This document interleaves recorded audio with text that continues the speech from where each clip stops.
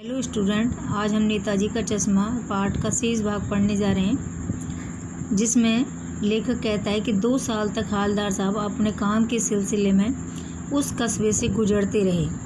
2 साल तक गुजरते रहे उस कस्बे से, तो वे हर 15 दिन में वहाँ से जाते थे और नेताजी की जो मूर्ति थी वह उनके लिए एक आकर्षण का केंद्र रही और उनकी जिज्ञासा हमेशा बनी रही। नेताजी की मूर्ति में बदलते हुए चश्मों को देखते हुए रहे।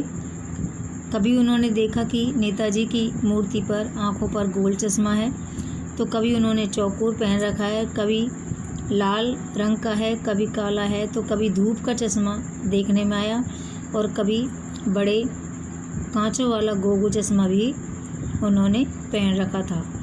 पर कोई न कोई चश्मा उनकी आंखों पर ज़रूर होता था।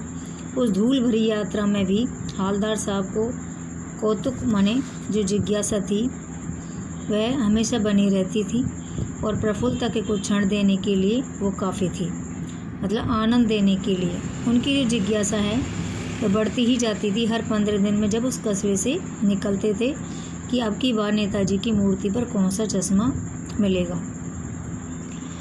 अब क्या हुआ, फिर एक बार ऐसा हुआ कि मूर्ति के चेहरे पर कोई भी और कैसा भी चश्मा नहीं था। उस दिन पान की दुकान भी बंद थी, तो चौराहे की अधिकांश दुकानें बंद थी। अब चौराहे की अधिकांश दुकानें बंद थी और मेन रोड से जो पान की दुकान थी वो भी बंद थी, क्योंकि अपनी जिज्ञासा को शांत करने के लिए पान की दुकान का जो मालिक था उससे जिज्ञासा को शांत किया जा सकता, लेकिन वो पान की दुकान भी आज बंद थी। अगली बार भी मूर्ति की आंखों पर चश्मा नहीं था। हालदार साहब ने पान खाया अब की बार और धीरे से पान वाले से पूछा, भाई ये बताओ कि क्या बात है कि आज तुम्हारे नेताजी की आंखों पर चश्मा क्यों नहीं है, क्योंकि पहली बार जब आया जब भी नहीं था और अब की बार भी नहीं है। पान वाला उदास हो गया। उसने पीछे मुड़कर मुंह में जो भरा हुआ पान था उसे पीछे थूका और सिर झुका करके अपनी धोती के सिरे से आंखें पोंछता हुआ, आंसुओं से डबडबाई हुई थी, पहुँचता हुआ बोला, साहब कैप्टन तो मर गया।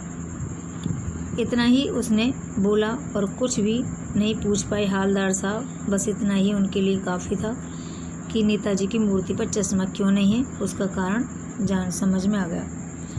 अब कुछ पल चुपचाप में खड़े रहे, फिर पान के पैसे चुका करके जीप में आ बैठे और रवाना हो लिए। बार बार सोचते कि क्या होगा उस कौम का जो अपने देश की खातिर घर गृहस्थी, जवानी ज़िंदगी और सब कुछ होम कर देने वालों पर भी हंसती है। मतलब जो कैप्टन था उस पर पान वाला खूब हंसता था कि लंगड़ा है कि फ़ौज में जाएगा, उसके लिए उसने बहुत बातें बनाई थी। तो कैप्टन जो वो हालदार साहब है वो सोचने लगे कि हमारे इस देश में रहने वाले लोगों का क्या होगा जो देश की खातिर घर गृहस्थी, जवानी, ज़िंदगी सब कुछ होम देते हैं और देश प्रेम की भावना को अपनाते हैं, उनके जहन में देश प्रेम की भावना भरी रहती है।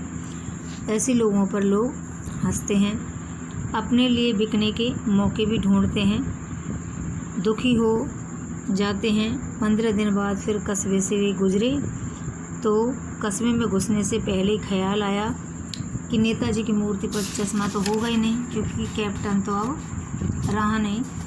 तो कस्बे की हृदय स्थली में सुभाष की प्रतिमा अवश्य ही प्रतिष्ठापित होगी। नेताजी की जो मूर्ति है वह तो अवश्य ही वहीं की वहीं होगी, परंतु सुभाष नेताजी की जो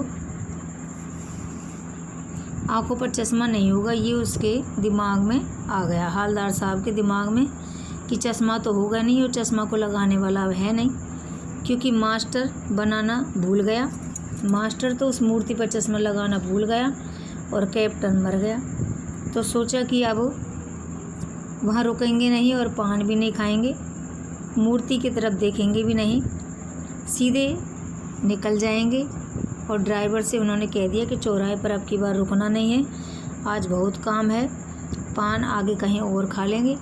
तो इस तरह से उसने अपने दिमाग में ये बातें सोच ली थी, लेकिन आदत से मजबूर थी उसकी आंखें, और उसने चौराहा आते मूर्ति की तरफ उसकी आंखें उठ ही गई।